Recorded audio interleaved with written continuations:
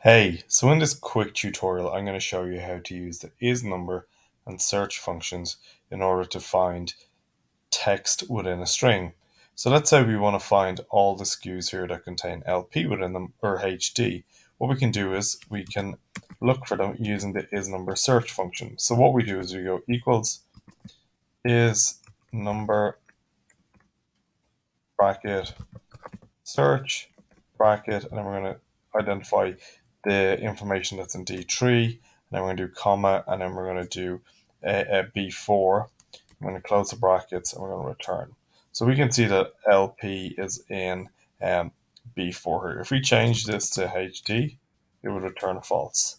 Okay, and then what we're going to do is actually we're going to drag this down, but I want to keep D3 consistent, so it always refers back to the D3 cell to check is HD in LP002 or HD001.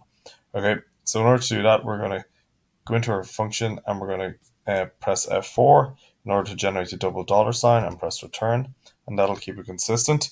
Google has actually nicely auto-filled this for us, and we can click yes, and that does the work for us.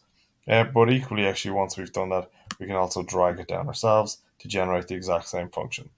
So let's say here we want to change this to LP and identify all the SKUs that have LP in it.